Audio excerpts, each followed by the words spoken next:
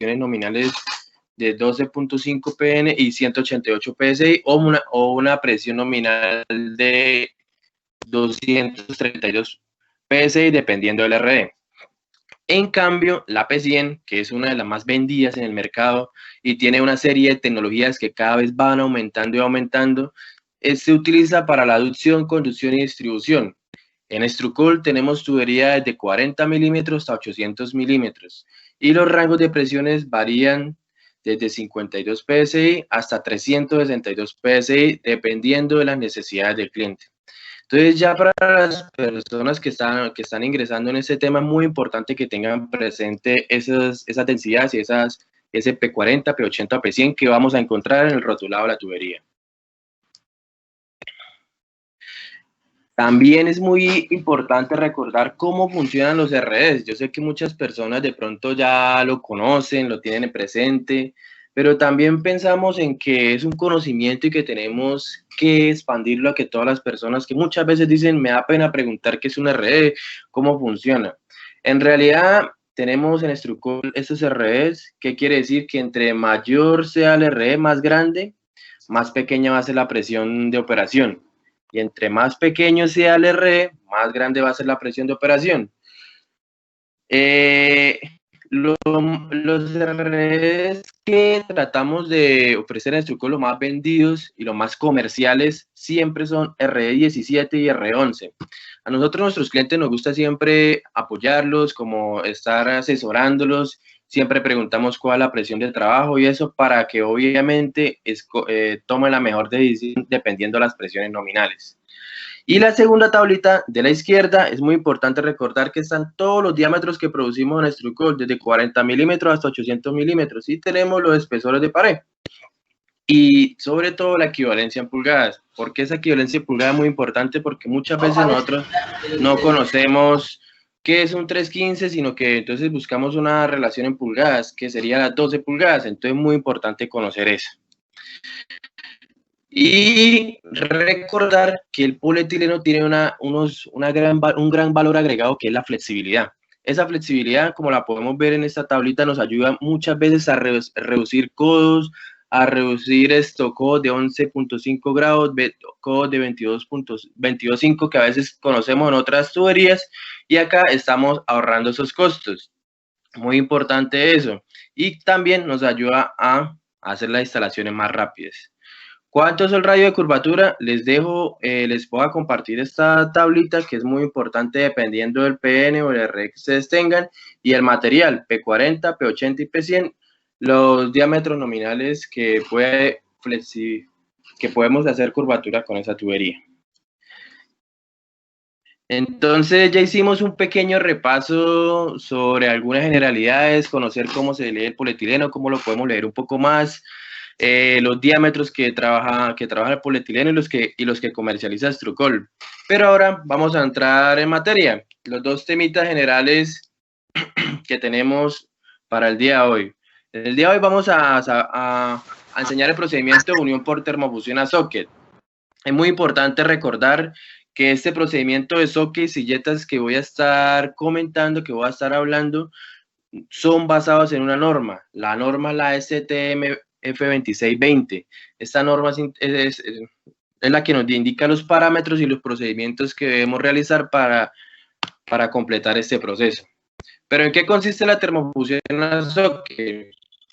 Pues en realidad es el calentamiento de dos superficies en el cual vamos a calentar un tubo de polietileno con un accesorio. Este tubo de polietileno lo vamos a calentar por la parte exterior, el diámetro exterior, y el accesorio obviamente lo vamos a calentar en la parte interior, muy parecido como a una unión macho-hembra, pero lo vamos a hacer un calentamiento. Entonces, ¿qué pasa? Vamos a tener una placa calefactora, que es una plancha, y en esa plancha vamos a estar conectados unos sockets, que es el macho-hembra, un socket macho, un socket hembra, que es el cual nos va a calentar el accesorio de la tubería. Este procedimiento es recomendado para diámetros hasta 2 pulgadas o 63 milímetros. ¿Qué quiere decir eso? 2 pulgadas, 1 pulgada y media, 1, 3/4, media, todos esos diámetros de acometidas domiciliarias son recomendadas para realizar este procedimiento de termofusión a socket. Pero bueno, vamos a ver cómo consiste. Herramientas, ya le comentábamos, necesitamos una placa calefactora, unos socket, que son estos, ese recubrimiento verde, es un teflón adicional que lleva para que nuestra tubería no se quede pegada a esas superficies metálicas. El anillo frío, un biselador, que es un redondeador, un cortatubo, sus guantecitos y un alcohol muy importante. Preparación, vamos a ver esa preparación. Obviamente el primer paso es garantizar las temperaturas en esa placa calefactora o plancha de calentamiento. Como lo pueden ver, tenemos las planchas de calentamiento tienen como un control de temperatura que es muy importante que siempre revisan porque a veces vienen en grados Celsius o en grados Fahrenheit. Por eso la norma nos indica los dos valores, nos ayuda para que tengamos presente, pero tenemos que tener cuidado y verificar en qué medida se está leyendo esa temperatura. Entonces, como pueden dar cuenta, si tenemos grados Fahrenheit, lo ideal es que esté a 500 grados más o menos 10. Para los que de pronto las personas no tienen presente qué significa ese más o menos 10, es que quiere decir que va a estar en un rango, que puede estar entre 490 y 510. Por lo general, entonces la tabla trabajamos a 500. Y como pueden ver en grados Celsius, la temperatura va a ser un poco más alta que la de termofusión a tope. Entonces siempre hay que tener presente eso. Los que recuerdan y ya conocen el proceso de termofusión a tope, que es un tema del módulo 2, las temperaturas son un poco más bajas. Aquí son más altas porque los tiempos van a ser más cortos. Estas temperaturas son basadas en la norma CTM 2620, lo que yo les estoy comentando. Si en algún momento ustedes dicen, no, es que mi tubería está fluyendo mucho, creo que esa temperatura que me indica la norma CTM es muy alta, no. Quiere decir que de pronto el material tiene algo diferente que está haciendo que fluya más. Entonces, esta norma hace ensayos con todas las tuberías que son certificadas. Si de pronto ustedes van a fusionar una tubería que no sea certificada y ven que fluye mucho, es porque tiene un componente adicional que está alterando esos parámetros. Entonces, el paso 1, ya sabemos verificar las temperaturas de la plancha y los sockets. El paso 2, vamos a hacer un corte lo más llano y recto posible, porque ese es el que nos garantiza que vamos a realizar una buena unión. Después vamos a utilizar el biselador. El biselador es el biselador, como lo podemos ver acá, vamos a quitar las partes externas filosas de la tubería. ¿Y cómo funciona? Es prácticamente muy parecido como acá le decimos en Colombia sacapuntas, en otros países en tajalápiz, no sé cómo lo llamarán, pero lo que dice es quitar vamos a remover una capa externa de ese borde de aproximadamente 1.5 milímetros. Lo que hace es para poder garantizar esa unión más eficiente. El paso 3, vamos a limpiar. Muchas veces me preguntan, Carlos, ¿y por qué siempre se limpia con alcohol y un trapo limpio? ¿Por qué no con agua? Simplemente algunos conocerán la respuesta, otros no, pero vamos acá a socializarla. El agua no nos garantiza, y la norma misma lo dice, que se va a evaporar inmediatamente. Si en el momento de hacer una unión tenemos de que hay una gotica de agua, una sola gota, podemos estar diciendo que en algún momento esa gota, cuando estamos calentando, se puede evaporar y nos va a ocasionar un poro. Entonces, ¿por qué nos dice la norma que sea con alcohol? Porque obviamente el alcohol limpia esas impurezas e inmediatamente se evapora completamente. El paso 4, vamos a calibrar cuánto vamos a introducir de profundidad. ¿Con qué accesorio lo hacemos? Con el mismo biselador, que también nos sirve de calibrador de profundidad. Y colocamos el anillo frío, que el anillo frío es el que nos va a ajustar esa profundidad y nos garantiza un tope para que al momento de que hagamos la presión de unión no se nos vaya a introducir más y pues por obvias razones se pueda reducir el diámetro interno. Entonces, muy importante la calibración. Estos biseladores y calibradores vienen de acuerdo al diámetro que vamos a unir. Ellos vienen marcados, si es para media pulgada, para 1 pulgada, para 3/4. Siempre respetar esos diámetros porque nos garantizan de que ya vienen estandarizadas esas profundidades que vamos a unir. Después de eso, vamos a hacer la introducción de la tubería al accesorio. Acá lo vemos más claro. Me gusta esta foto de la izquierda porque así tengamos un anillo frío. Lo ideal es no estar haciendo la presión desde el anillo, sino desde la misma tubería. ¿Por qué es muy importante esto? Porque si lo hacemos desde el anillo, pues la fuerza no la vamos a hacer lo más recta posible y podemos introducir un lado más que el otro y nos puede quedar torcida esa unión y no es recomendable. Entonces, me gusta como aparece acá en la imagen, en la foto, que lo tengamos bien ajustado desde la base del tubo para garantizar de que la unión sea lo más plana posible.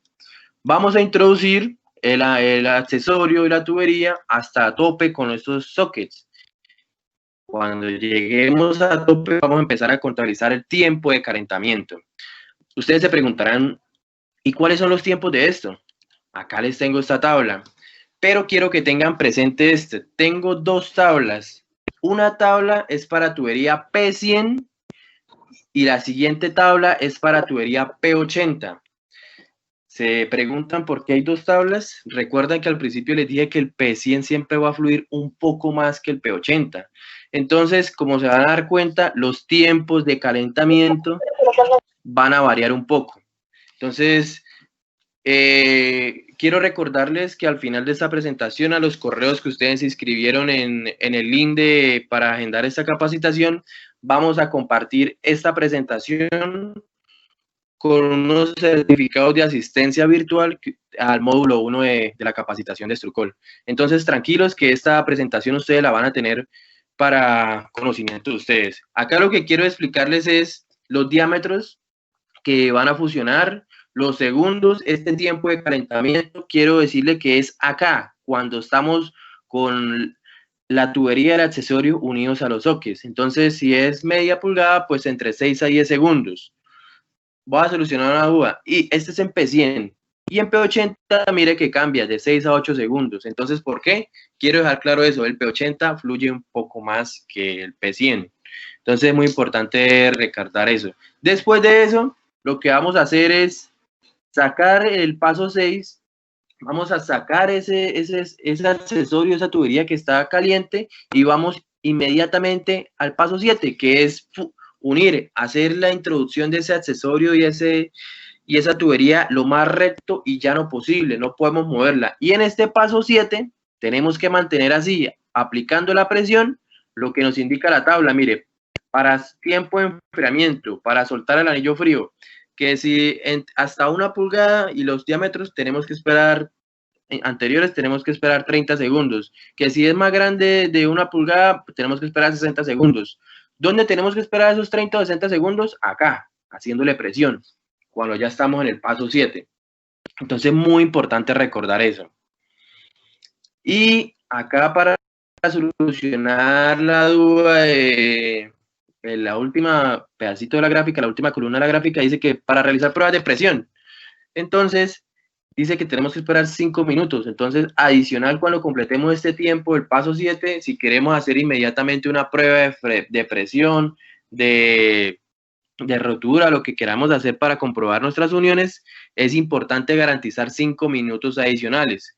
¿Por qué? Porque si inmediatamente quitamos y somos un poquito curiosos y verificamos, el material todavía no está completamente frío.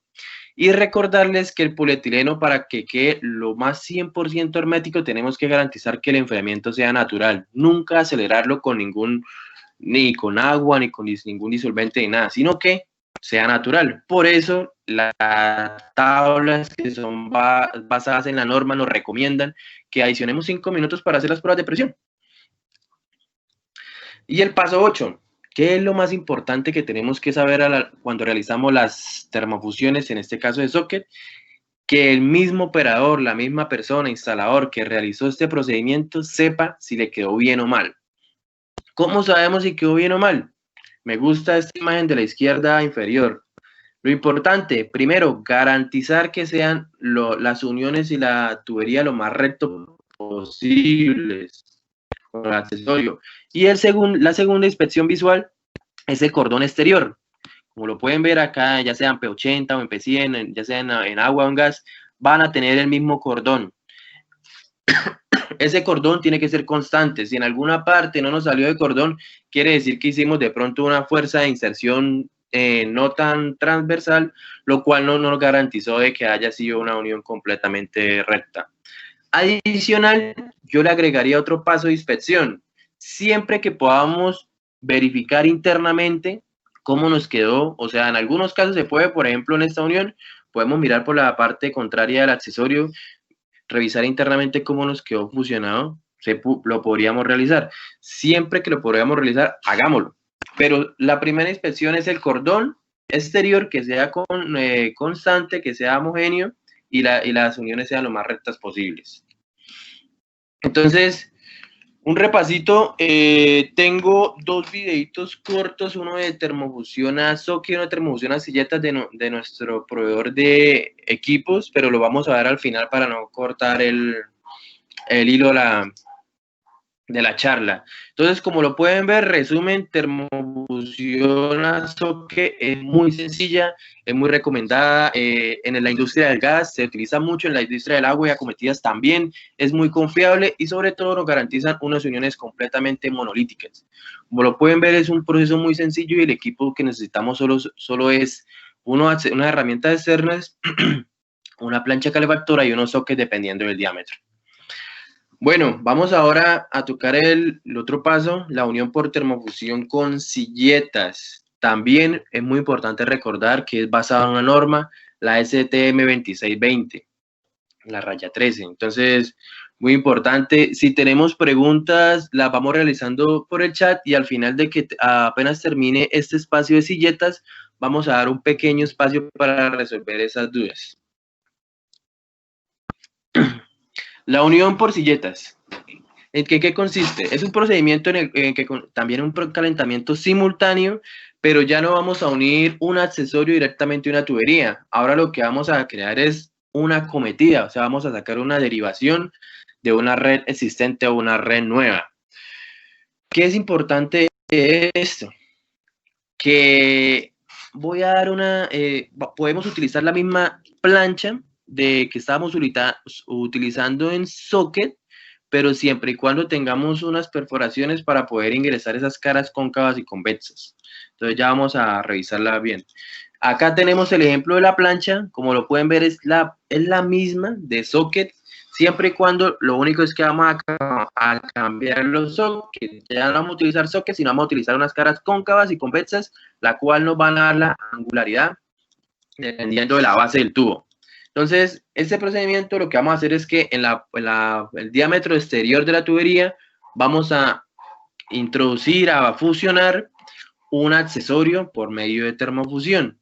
Siempre que escuchemos termofusión podemos garantizar de que las pegas son monolíticas, si hacemos el procedimiento adecuado.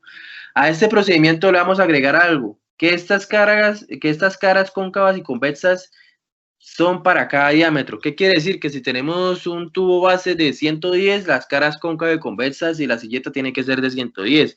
Que si tenemos un tubo base de 4 pulgadas, que las caras cóncavas y convexas tienen que ser de 4 pulgadas. O sea, dependiendo del diámetro exterior de la tubería, tenemos que tener unas caras cóncavas y convexas. Y recordar de que la silleta, la base también tiene que ir con la angularidad exacta para poder hacer un asentamiento adecuado.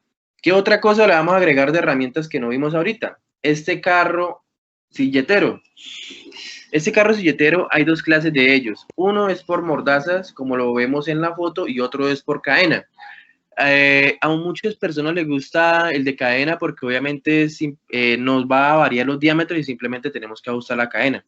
En este tenemos que tener las mordazas del equipo, estarlas cambiando respectivamente. Los dos son muy buenos. Ya les voy a dar unos consejitos para poder hacer esas fusiones mejor. Vamos a la preparación. Lo primero que tenemos que hacer es, como lo ven acá, alistar el equipo. Tenemos que asentarlo sobre la base del tubo, ajustarlo, ajustar la silleta. Esta silleta también se tiene que ajustar acá inmediatamente. He visto algunos errores de que hice la fusión y se me olvidó ajustar esto, y cuando quito la plancha, pues la silleta me queda pegada a la plancha.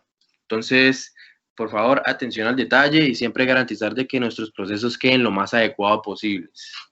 Entonces, alistamos el equipo, lo colocamos en la base del tubo, ajustamos la silleta. Siempre importante limpiar el tubo y el accesorio. Siempre que nos hablen de limpieza, recordar que es con un paño limpio, un trapito limpio y alcohol. Ya explicamos las virtudes que tiene el alcohol. Y vamos a hacer una pequeña lija de superficies. En la imagen aparece una lija de grano, que es en realidad una grija gruesa entre 50 o 60. Siempre nos gusta recomendar que sea una lija de este estado. ¿Por qué? A veces también encontramos en el mercado lijas de agua, que es una gris. Esta lija también nos puede servir, pero no me gusta recomendarla porque esa lija suelta más virutica. Entonces, toda esa virutica, toda esa contaminación nos puede afectar al momento de realizar la fusión. En cambio, esta de grano, que es más fuerte, simplemente hacemos el raspado adecuado y listo. Se preguntarán, bueno, Carlos, ¿y por qué se hace un raspado en la parte exterior de la tubería? La tubería de polietileno tiene una capa protectora a la fotooxidación. Es muy importante esta capa y todo, pero entonces al momento de fusión siempre se recomienda hacer esto. Nos ayuda a mejorar y a mejorar las pegas. ¿Cuál es esta? ¿Cuál es la recomendación? A mí personalmente no me gusta, cuando estoy haciendo una fusión, no me gusta raspar así a lo loco como vemos en la imagen. A mí me gusta bajar la silleta, marcar el cuadrito, el cuadro de la base que vamos a fusionar y solo raspar ese cuadro que vayamos a fusionar. Cuando haga el calentamiento y la fusión, en ningún momento voy a encontrar la silleta más raspada adicional y pues obviamente es como pulir un poco más el trabajo. Entonces, pero bueno, lo importante es hacer ese raspado. El raspado, que me dicen, Carlos, y el raspado también se tiene que hacer en la base de la silleta. Si lo quieren hacer, háganlo. Pero siempre recordar que las bases de la silleta ya vienen maquinadas, o sea, vienen maquinadas de acuerdo al diámetro que vayamos a fusionar. ¿Qué quiere decir maquinadas? Que también entonces hizo un respectivo raspado y quitamos esa capa. Entonces, lo más importante es realizar ese raspado en la base del tubo. Después realizamos ese enfrentamiento. Este paso es muy, pero muy importante, porque muchas veces el tubo no está completamente circular, tiene algún ovalamiento. Entonces, si tenemos que mover un poco el equipo o tratar de hacer el enfrentamiento lo más eh, eh, perfectamente posible, pero siempre garantizar ese enfrentamiento. Después ya venimos acá a verificar la temperatura. Como se pueden dar cuenta, es la misma temperatura que utilizamos en socket. Siempre garantizando que verificar que si la plancha esté en grado Fahrenheit, que esté en los 500 grados más o menos 10, o si está en grados Celsius en 260 más o menos 6. Una recomendación acá. A veces yo he visto o nos ha pasado, visto instaladores de que conectamos la plancha, inmediatamente la temperatura empieza a subir y apenas llega a los 500, a los 260, listo, empezamos a funcionar y todo. No, es muy importante recordar que si llega de una vez la medida el supervisor de temperatura, siempre adicionar unos minutos unos minutos de más. ¿Por qué pasa esto? Porque muchas veces puede estar en 500 grados en la mitad, pero en la parte exterior no va a estar completamente. Tenemos que esperar que la temperatura se estabilice por toda la placa de la plancha. Es para garantizar de que nuestras fusiones queden más adecuadas posibles. Después de eso, vamos a introducir la plancha y vamos a aplicar una presión en el equipo entre 60 y 80. Ya les explico dónde viene ese 60 y 80 PSI, pero lo importante es recordar esto, que la plancha, mira, acá vienen las caras cóncavas y convexas, en la parte inferior va a estar calentando la superficie de la tubería, en la parte superior la base interna de la tubería, del accesorio. Es muy importante recordar de que esta plancha la tenemos que tener lo más recta posible. En el momento que se empieza a calentar, se nos puede ir hacia atrás o hacia adelante y nos puede quedar un poco torcida la fusión. Entonces, siempre garantizar de que la persona me esté teniendo la plancha y tratar de mantenerla lo más recta posible. ¿Cuándo empieza a contabilizar el tiempo de calentamiento de esta plancha? No es inmediatamente baja la plancha, en realidad ahí tenemos que esperar unos segundos. Dice, mantenerlos hasta un reborde aproximadamente 1 milímetro. ¿Cuál es ese reborde? Este que vemos acá en la silleta. Y así como lo vemos en la silleta, en la parte inferior del tubo va a salir ese reborde. Entonces, apenas haga ese reborde, ahí vamos a contabilizar el tiempo de calentamiento. Después de que pase el tiempo de calentamiento, vamos a quitar la presión y levantamos el accesorio y vamos a retirar la plancha. Quiero que miren estas dos foticos. Hice los dos ejemplos, ya sea en P80 o en P100, en gas o en agua, pero ¿qué es lo que quiero que vean presente? El polietileno siempre va a pegar polietileno caliente con polietileno caliente. ¿Qué quiere decir? Acá en la imagen de la izquierda, que calentamos la base bien exacta de la silleta, pero si de pronto no la alineamos bien, no verificamos el asentamiento bien de la silleta, y me faltó en esta parte que calentara un pedacito de la parte externa, no me va a pegar esa silleta adecuada. Entonces, siempre que retiremos la plancha, tenemos que verificar de que el calentamiento fue ideal. En el caso de la izquierda, podemos verificar de que el calentamiento le faltó un poco en la mitad, pero fue por las condiciones de la plancha.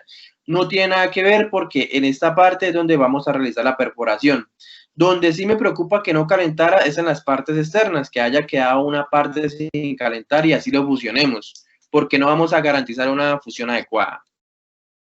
Entonces, recomendación, retiramos la plancha, verificamos rápidamente que haya calentado bien, inmediatamente bajamos la plancha, bajamos el accesorio y vamos a hacer la unión. Acá cuando lo bajamos, vamos a aplicar una presión, ya les voy a verificar a qué presión, ya vamos a verificar las tablas y vamos a mantener por un tiempo de 10 minutos. Después de 10 minutos quitamos presión, desajustamos y listo, tenemos la silleta realizada.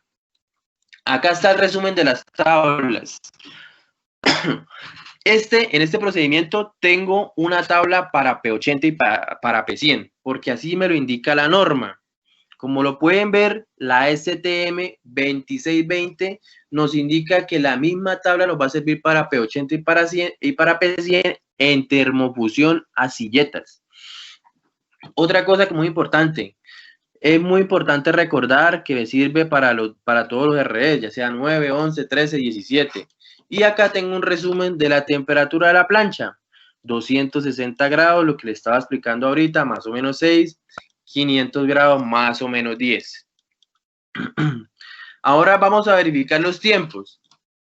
El tiempo de calentamiento. Ese tiempo de calentamiento es cuando introducimos la plancha y bajamos la silleta. Tiene que ser entre 25 y 35.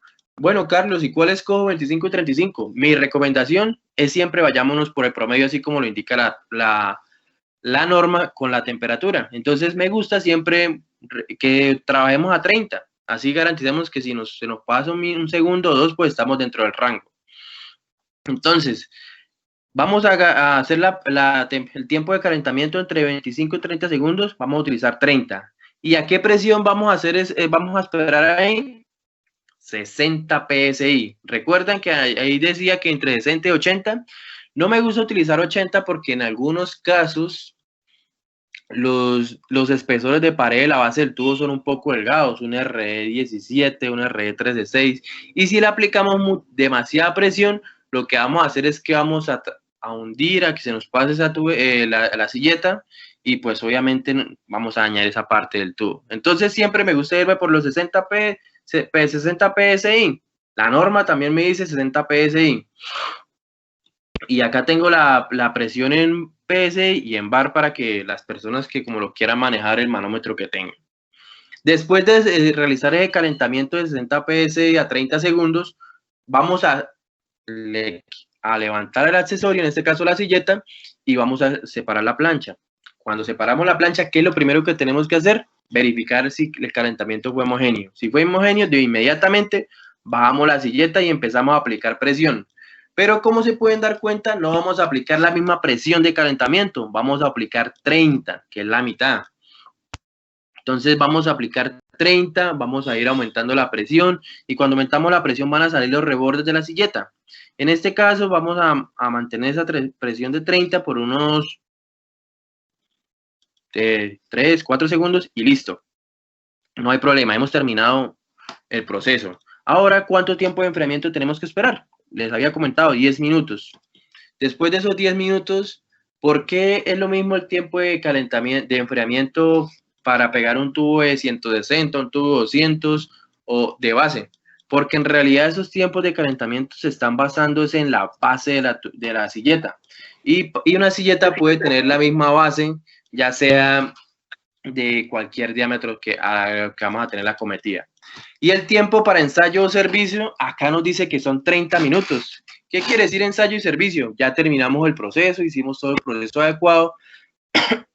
Ahora vamos a introducir ya esto, el caudal de agua o de gas. No, esperemos unos 30 minutos adicionales porque en realidad cuando terminemos el procedimiento no está completamente frío, todavía está en una etapa de enfriamiento natural. Entonces tenemos que garantizar de que ya esté completamente frío esas fusiones para garantizar una unión completamente monolítica y hermética y poder introducir, hacer servicio o pruebas o algún ensayo destructivo, lo que queramos hacer. Entonces, esos son los dos temitas, son muy, muy, muy interesantes. Ya para terminar, quiero mostrar unas pequeñas imágenes de algunos ensayos, de un par de ensayos que hacemos en Strucol, pero lo que me gusta de este ensayo es que, mire, acá tengo los dos procesos, sobre todo la imagen de la izquierda, la termofusión a silletas y dos uniones a soque, con salida a la silleta y un tapón soque también. ¿Qué quiere decir? Pues en Strucol somos muy curiosos, nos gusta verificar a qué presiones nos soporta la tubería. ¿Y qué podemos ver acá? Que estamos haciendo una prueba de resistencia a la presión y aumentando la presión a ver en qué parte iba a ocurrir la rotura. Y le hicimos en esta a un tubo de 90 milímetros RE17. Este tubo RE17 quiere decir que tiene una presión de servicio de 147 PSI, una presión de trabajo normal. Y miren, no sé si se ve bien acá, ¿a qué presión tuvimos que llegar para que hubiera una rotura? 480 PSI. Y mire, tenemos dos uniones a soque y unión a silletas y en ningún momento hubo fuga por esas uniones. En conclusión, las termofusiones, ya sea soque, silleta, tope, son muy, muy garantizadas cuando hacemos el procedimiento adecuado. ¿Cómo sabemos si hacemos el procedimiento adecuado? Si respetamos los tiempos de calentamiento, si respetamos los tiempos de enfriamiento. Y recordar de que la tubería de polietileno tiene un factor de seguridad de casi 3 veces su presión nominal de trabajo. O sea que mire, si ustedes compran un tubo de 147 PSI de RE17, en realidad no va a estallar a 148, ni 150, ni 200, sino va a estallar, mira, 480 o casi 500. Y en la imagen de la derecha tengo un tubo R11 que para mayores presiones y ya obviamente nos está estallando a 740 o un rango de esa presión. 3 veces la presión nominal de trabajo. ¿Qué quiere decir eso? Que el polietileno es completamente seguro. Entonces, si tenemos una red con polietileno y hacemos las termofusiones, la persona que va a hacer las termofusiones de ahora en adelante sabe que en ningún momento va a ocurrir ninguna fuga. Y mucho menos por las uniones. Siempre la última opción van a ser las termofusiones. Ni derivaciones ni nada. Entonces, esa es la parte que vamos a realizar. Gracias por su atención. Voy a mostrar un par de videitos y mientras